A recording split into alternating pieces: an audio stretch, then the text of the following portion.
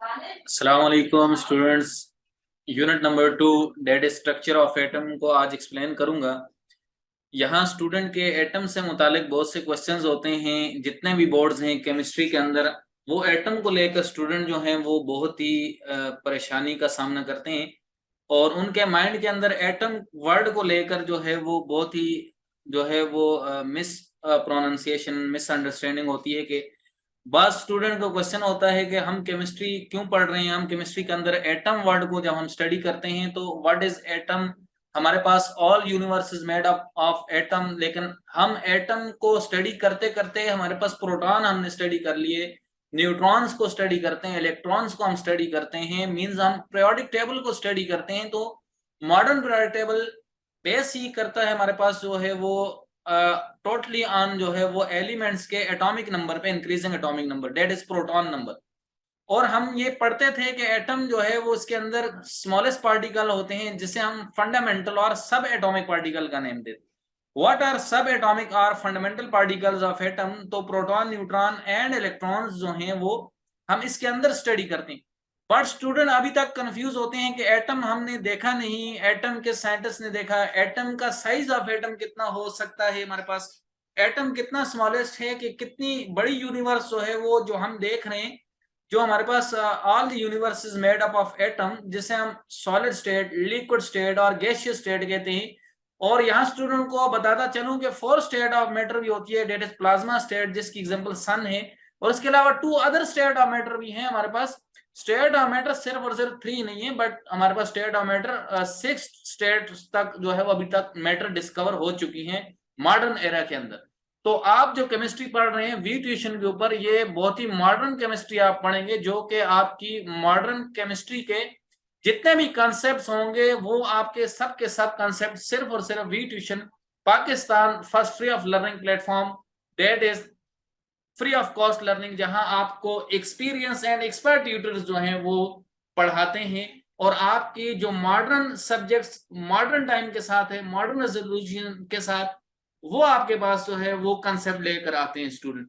तो आज भी इन्हीं मॉडर्न कंसेप्ट के अंदर आपका जो एटम के मुतालिक जो स्टूडेंट्स होते हैं, मैक्सिमम स्टूडेंट्स जो एटम के मुतालिक आपके जो शकूक व शुबहात हैं, वो इंशाल्लाह आज जो है वो एटम के जो हिस्ट्री है एंड नेमिंग ऑफ एटम है एंड हिस्ट्री ऑफ एटम है, इसको आप जब लेक्चर को कंप्लीटली सुनेंगे तो इसके बाद आपके उम्मीद करता हूं कि एटम के मुतालिक कोई भी कंफ्यूजन नहीं रहेंगी स्टूडेंट। तो सबसे पहले चलते हैं आज का ही जो केमिस्ट्री का चैप्टर नंबर 2 है, जिसे हम कहते हैं एटॉमिक स्ट्रक्चर। तो एटॉमिक स्ट्रक्चर के अंदर सबसे पहले ही हम जो है वो स्टडी करेंगे चैप्टर नंबर 2 के अंदर व्हाट इज एटम। तो स्टूडेंट सबसे पहले एटम क्या है? तो नेम तो हम सुनते रहते हैं एटम, आज हम इस नेम के मीनिंग भी पढ़ेंगे कि एटम के मीनिंग क्या है, एटम की हिस्ट्री क्या है, कौन सा वर्ड है एटम। तो ये सारी चीजें आज हम स्टडी करेंगे। और इसके साथ सेकंड जो आउटलाइन है, that is history and naming atom means, what is atom means. And the third one mean modern atomic theory. तो स्टूडेंट मैं मॉडर्न बात जरूर करता हूं अपने हर लेक्चर के अंदर कि आपके पास ऐसा एक क्वेश्चन जनरेट हो जो मॉडर्न हो और आपके नॉलेज के अंदर जरूर इजाफा करे, ताकि आपकी जो केमिस्ट्री है वो बिल्ड अप होकर जो है वो आउटस्टैंडिंग चली जाए और 100% जो केमिस्ट्री आपकी वो आपकी जो है वो बेस्ट से बेस्ट हो जाए स्टूडेंट। तो सबसे पहले इसका what is name of atom. तो student what is atom? Atom mean all universe is made of smallest particle called atom.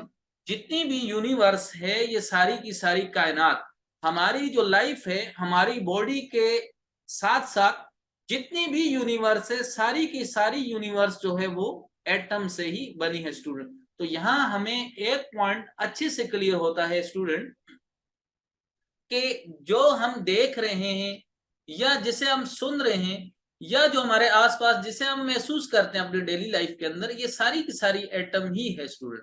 तो यहाँ इसलिए हम एटम के बारे में तो हमें ये बात मालूम होगी कि all universe is made of smallest particle called atom, कि एटम जिससे भी बनी है वो हमारे पास क्या है जी, यूनिवर्स जिससे भी बनी है वो एटम है।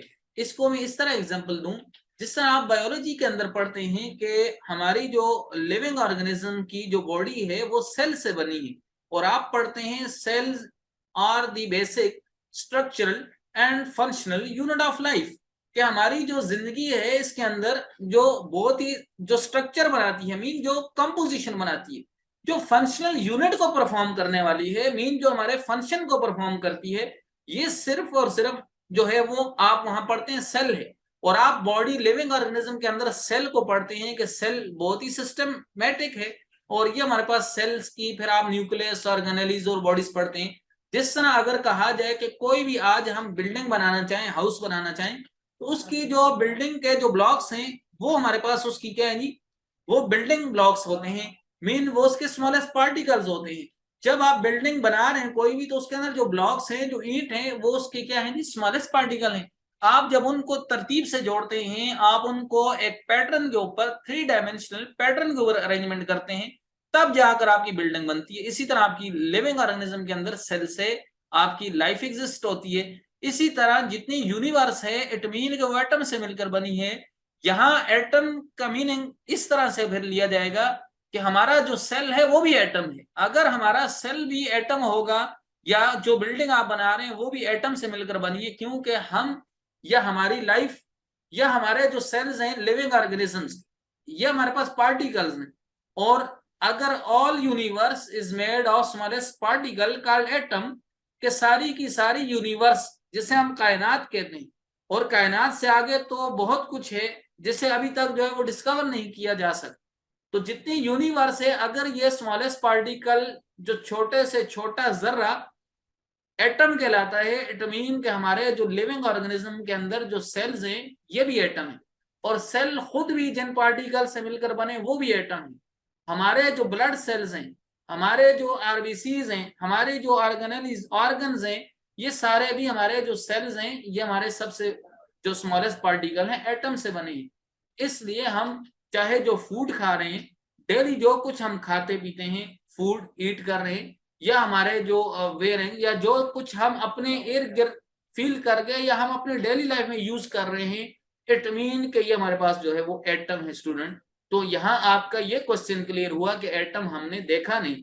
इसके साथ में एग्जांपल देकर क्लियर करूंगा कि एटम कैसे हम देख सकते हैं, या एटम फर्स्ट किस साइंटिस्ट ने कौन से एटम देखे थे, इस पर भी हम जो है वो डिटेल से बात करेंगे स्टूडेंट।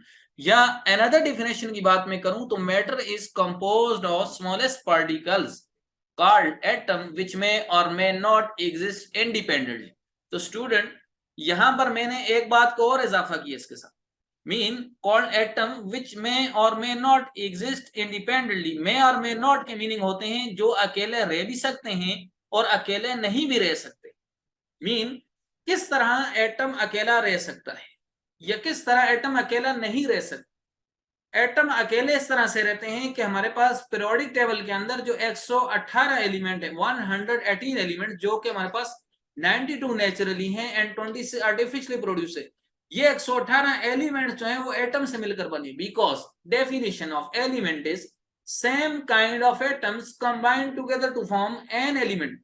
कि अगर हमारे पास एक एलिमेंट बनता है तो वो हमारे पास सिर्फ और सिर्फ सारे के सारे सेम काइंड ऑफ एटम से मिलकर बनता है।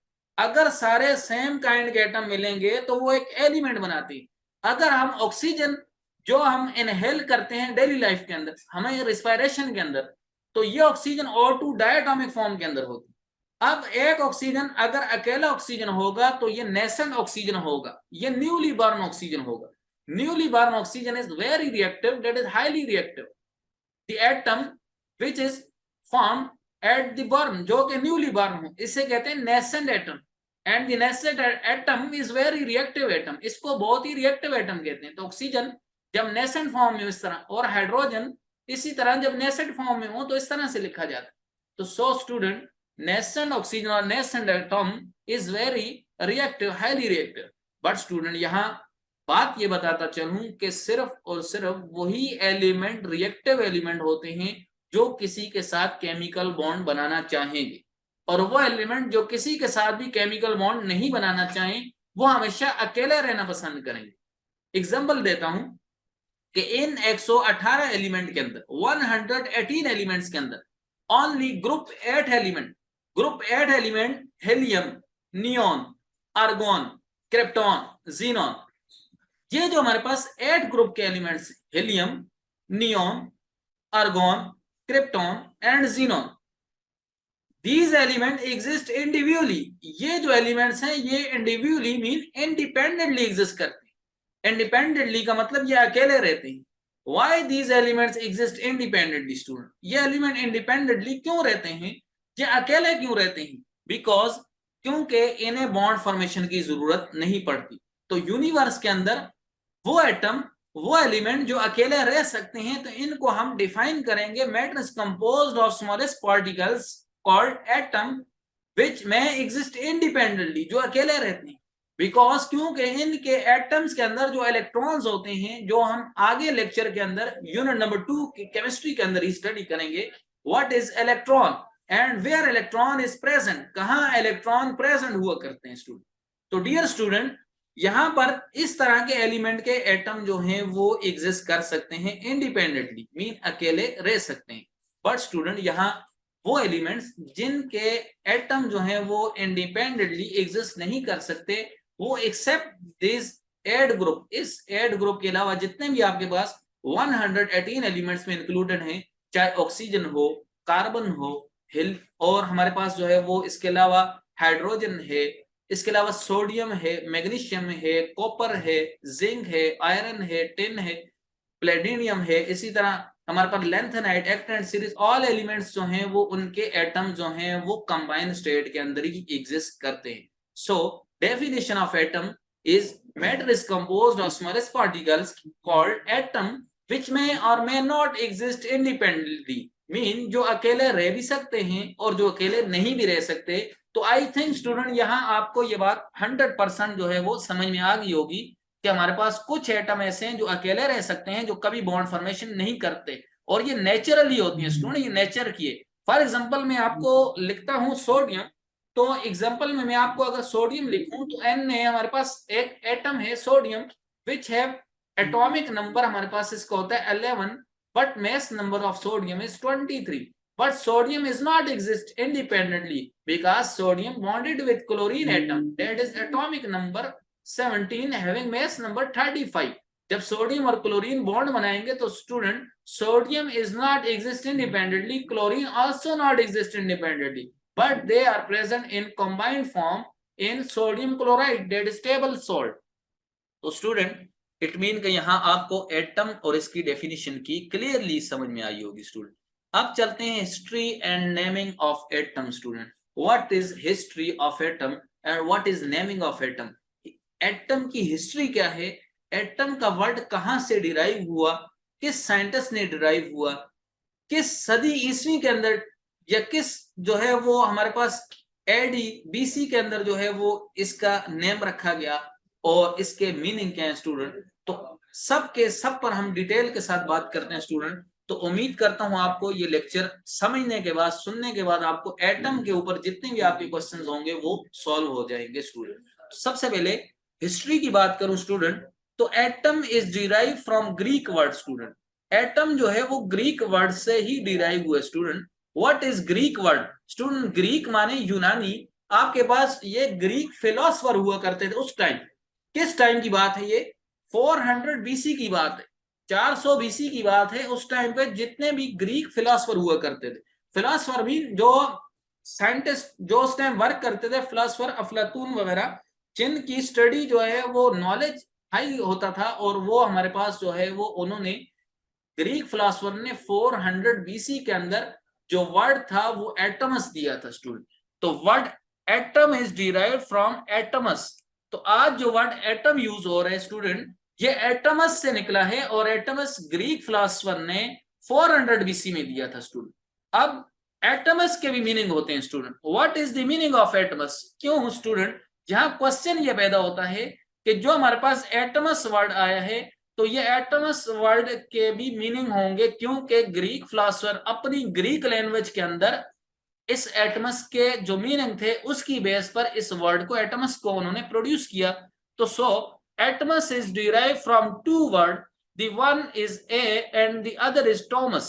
सो हमारे पास जो ए होता है स्टूडेंट, ए मीन्स नॉट। तो स्टूडेंट, ए के मीनिंग अगर हम ग्रीक के अंदर जाने, तो ग्रीक में यूनानी वर्ड के अंदर, ग्रीक के अंदर ए के मीनिंग होते हैं नॉट, एंड टॉमस के मीनिंग होते हैं डिवाइजेबल स्टूडेंट। तो इस तरह से स्टूडेंट हमारे पास जो कंप्लीट नेम हुआ एटम, इसके मीनिंग हुए, एटमस के मीनिंग हुए नॉट डिवाइजेबल। पर स्टूडेंट टुडे, आज के जो मॉडर्न एरा के अंदर आफ्टर 19th सेंचुरी, एटम के वर्ड हम डिवाइजेबल के लेते हैं स्टूडेंट। तो स्टूडेंट क्वेश्चन यहाँ आपके माइंड के अंदर ये आया होगा जरूर कि अगर एटमस के मीनिंग नॉट डिवाइजेबल है, तो आज के जो मॉडर्न दौर है, आज का जो दौर है, इसके अंदर हम जो एटम को पढ़ते हैं तो हम कहते हैं atom is divisible into sub atomic particles और fundamental particles which is called as protons, neutrons and electrons, जिन्हें हम प्रोटॉन, न्यूट्रॉन एंड इलेक्ट्रॉन का नाम देते हैं।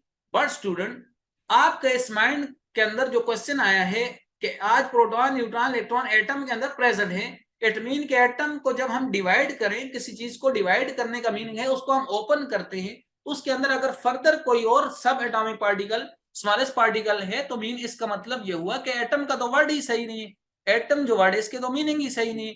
तो स्टूडेंट आपके लिए यहाँ ये कंसेप्ट को क्लियर करता चलूं कि वो जो वर्ड एटमस आया था वो 400 बीसी के अंदर था, जैसा कि अभी बताया कि ग्रीक फिलोसोफर ने रखा। और एटमस क्योंकि उस टाइम पे इतनी मॉडर्न टेक्नोलॉजी नहीं आई थी और इतना मॉडर्न सिस्टम नहीं था कि वो एटम को फर्दर जो है वो स्टडी करके डेमोक्रेटस जो हमारे पास साइंटिस्ट है, या ल्यूक्यूपिस जो हमारे पास टू साइंटिस्ट उस दौर के थे। कब की बात कर रहा हूं, ये 400 बीसी, 400 बीसी के अंदर जो टू हमारे पास ग्रीक फिलोसोफर थे, the one is Leucippus and the other is Democritus.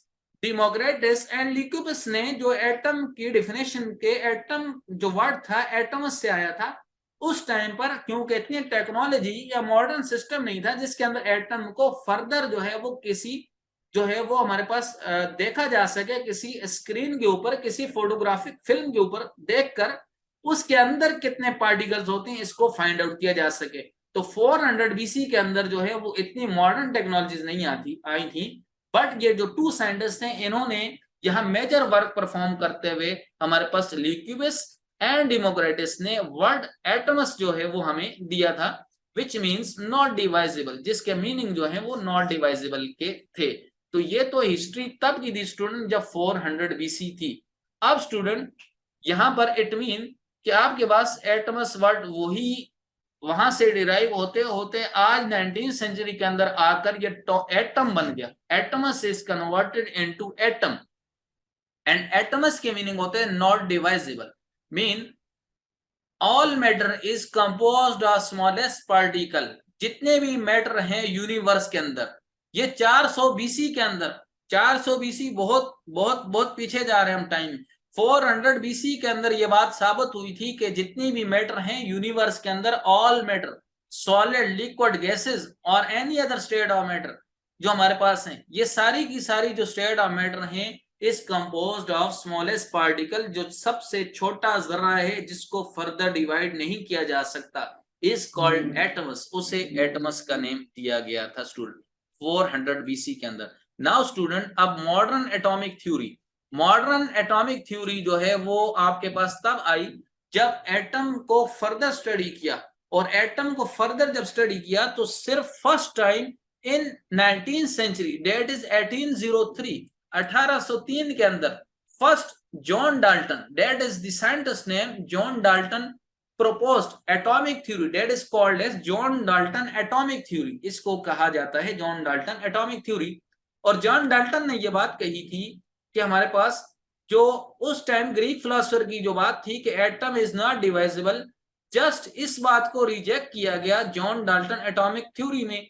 और जॉन डाल्टन एटॉमिक थ्योरी ने सिर्फ इतना कहा, फर्दर इसके अंदर जो है वो इसने जो मजीद इजाफा किया और फर्दर इसने ये बात कही कि all the universe is made up of smallest particle called atom. जितनी भी यूनिवर्स है वो सारी की सारी स्मॉलेस्ट पार्टिकल एटम से बनी है and atom is divisible student. यहां इसने एटम इज डिवाइजेबल का वर्ड यूज किया स्टूडेंट। जो ग्रीक फिलोसोफर 400 बीसी के अंदर नॉट डिवाइजेबल लगाते थे, मॉडर्न टाइम के अंदर 19th सेंचुरी के अंदर John Dalton proposed it atom is divisible, कि एटम को डिवाइड किया जा सकता है। अगर जॉन डाल्टन यहाँ ये बात नहीं करता कि एटम इज डिवाइजेबल स्टूडेंट, इसके बाद जो आने वाली टेक्नोलॉजीज हैं उनको यूज करते हुए हम मॉडर्न एरा के अंदर proton, neutron and electrons that are the fundamental particles of atom, जो हमारे पास फंडामेंटल है, and these are called as subatomic particles of atom, में एटम के अंदर भी मजीद पार्टिकल हैं, एटम इज डिवाइसेबल। तो ये यहाँ पर जो है वो कभी भी जो है वो प्रूफ ना होता और हमें प्रोटॉन, न्यूट्रॉन और इलेक्ट्रॉन की डिस्कवरी ना मिलती स्टूडेंट।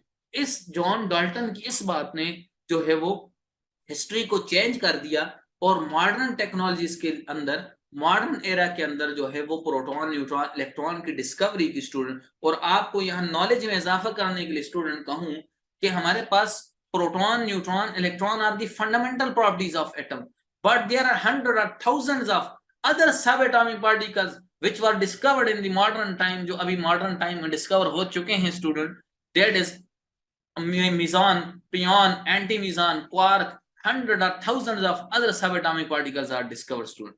आज के दौर के अंदर स्टूडेंट स्मॉलेस्ट पार्टिकल मैटर के अंदर प्रोटॉन, न्यूट्रॉन, इलेक्ट्रॉन के अलावा और भी 100 और थाउजेंड्स ऑफ पार्टिकल जो हैं वो डिस्कवर हो चुके हैं स्टूडेंट।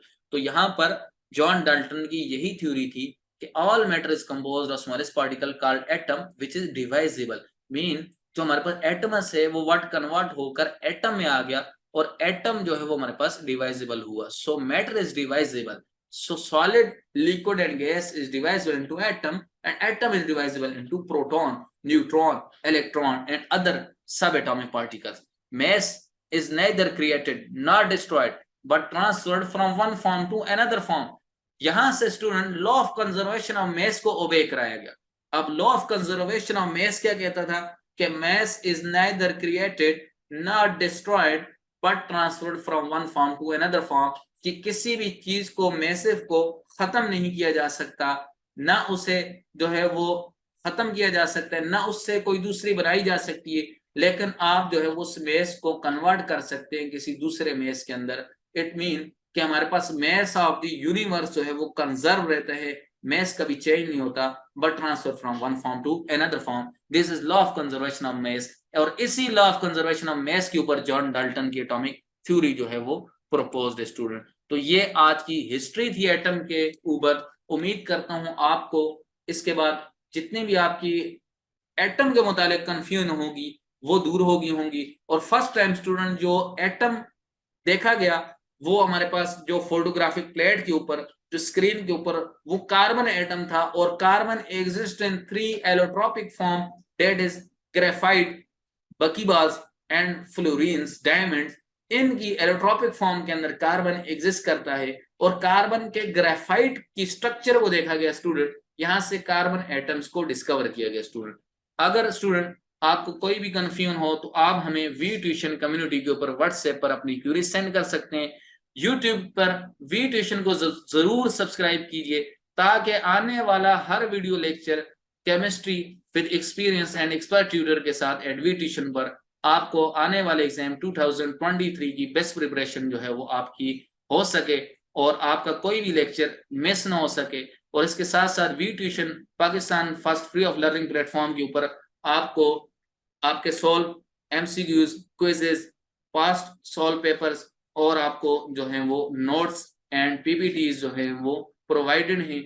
इसलिए आप वी ट्यूशन को सब्सक्राइब करें और ताकि जो है वो आपको everything just free of cost one platform के ऊपर प्रोवाइडेड हो। और www.vtuition.com पर भी आप हमें ज्वाइन कर सकते हैं। फेसबुक, इंस्टाग्राम एंड टिकटॉक पर हमें आप ज्वाइन कर सकते हैं। Thanks for watching.